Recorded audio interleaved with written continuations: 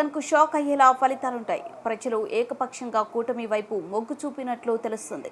కేడార్ జారిపోకుండా YCP mind game ఆడుతుంది. Pinnelli EVM ధ్వంసం చేయడం చూస్తుంటే వాళ్ళ ఫ్రస్ట్రేషన్ అర్థమవుతుంది. ఈ నెల 9న సీఎంగా చంద్రబాబు ప్రమాణ స్వీకారం ఖాయం. మాజీ మంత్రి గంటా శ్రీనివాసరావు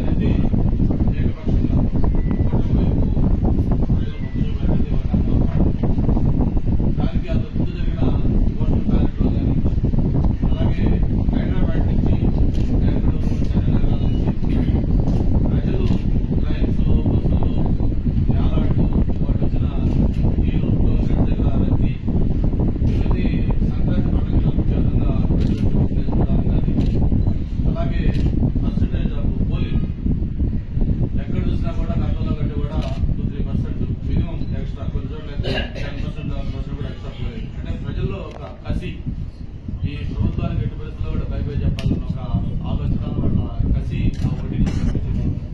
వీటన్నిటితోటి అంతేకాకుండా మనం పోలింగ్ అయిన తర్వాత కూడా 170 కాన్స్టిట్యూన్సీలో మరి చంద్రబాబు నాయుడు గారు, పవన్ కళ్యాణ్ గారు, అలాగే ప్రొఫెసర్ గారి ఆదేశాల మేరకు మొత్తం రివ్యూలు కూడా చేసుకుంటే బూత్ వైజ్ కూడా అనాలిసిస్ ఎక్కడ చూసినా కూడా ఒక పాజిటివ్ వేవ్ కూటమికి కనిపించిన విషయం మనం చూస్తాం.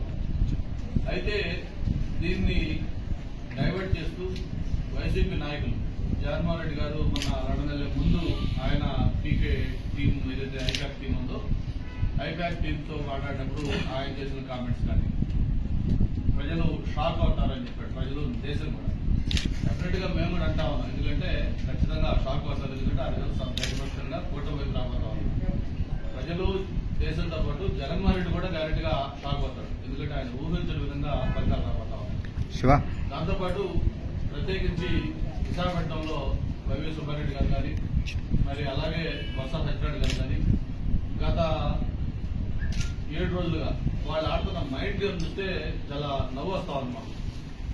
జూన్ 9న విశాఖపట్నంలోనే 9:35 ప్రమాణ స్వీకారం, అలాగే స్టేడియం పోయి ఏర్పాటు చేయడం కోసం స్టేడియం వెళ్తా ఉంటాం, అలాగే స్టార్ హోటల్స్ చేస్తామని చెప్పడం, ఇవన్నీ కూడా ఏం చూస్తామంటే అందరూ నవ్వుకుంటా ఉన్నారు. పక్క అన్ని సర్వేలు దేశంలో ఉండే ప్రెస్టీజియస్ సంస్థలు అన్ని ఆల్ సిఫారసులు మొత్తం కూడా ఎన్నికల్లో కూటమి ఘనంగా సాధించబోతా ఉంది అని చెప్పి ఒక పక్క చెప్తా ఉంటే ఓటింగ్ సర్వే చూసి అందరూ కూడా మాట్లాడుతూ ఉంటే వాళ్ళు ఈ విధంగా డైవర్ట్ చేయడం అనేది చాలా నవ్వులాటగా అందరూ ఫీల్ అవుతా ఉన్నారు. దాన్ని ఎవరు కూడా సీరియస్ తీసుకోలేదు. చాలా చోట్ల అయితే కాడర్లు ఆల్రెడీ దాని మీద వాళ్ళు చేతులు ఎత్తేసేసి వాళ్ళ నాయకులు కూడా వైరల్ అయింది. ఒక ఈవీఎం మిషన్ డైరెక్ట్ గా క్యాండిడేట్ బూత్ లో వెళ్ళి ఎంత ఓపెన్ గా అతను దాన్ని ధ్వంసం చేస్తున్నాడంటే అది వాళ్ళ ఫ్రస్ట్రేషన్. వైసీపీ నాయకులు క్యాండిడేట్లకి ఆ ఫ్రస్ట్రేషన్ క్లియర్ గా కనిపిస్తా ఉంది. మరి దీని మీద ఈసీ కూడా ఖచ్చితంగా చర్యలు తీసుకుంటుంది. పోలింగ్ కూడా తాడిపత్రి కావచ్చు, పల్నాడు కావచ్చు, లేకపోతే మిగతా రాయలసీమలో మరి ప్రాంతాలు కావచ్చు. చివరికి ఒక పబ్లిక్ పల్స్ ఏంటంటే మేము కూడా మన పోలింగ్ రోజు మార్నింగ్ 7 o'clock ఓటేయడం కోసం మా ఎంఈపీ బూత్లో వెళ్ళి ఎందుకంటే మిగతా కాన్స్టిట్యూన్స్ లో వెళ్ళాలి కాబట్టి వెళ్తే పబ్లిక్ మమ్మల్ని అప్పటికే 200 మంది క్యూలో ఉన్నారు. వాళ్ళందరూ కూడా క్లాస్ మీరు వెళ్ళి ఎలాంటి సార్ మీరు వెళ్ళి అక్కడికి మళ్ళీ కాన్స్టిట్యూన్స్ వెళ్ళాలి కదా అని చెప్పని వాళ్ళు దగ్గరుండి వాళ్ళు లోపల తీసుకెళ్లి వాళ్ళు క్యూ కాకుండా మమ్మల్ని లేదు ఉంటారంటే కూడా వద్దని చెప్పి వాళ్ళు మమ్మల్ని దగ్గర లోపల తీసుకెళ్లి ఓటేసి పంపించారు.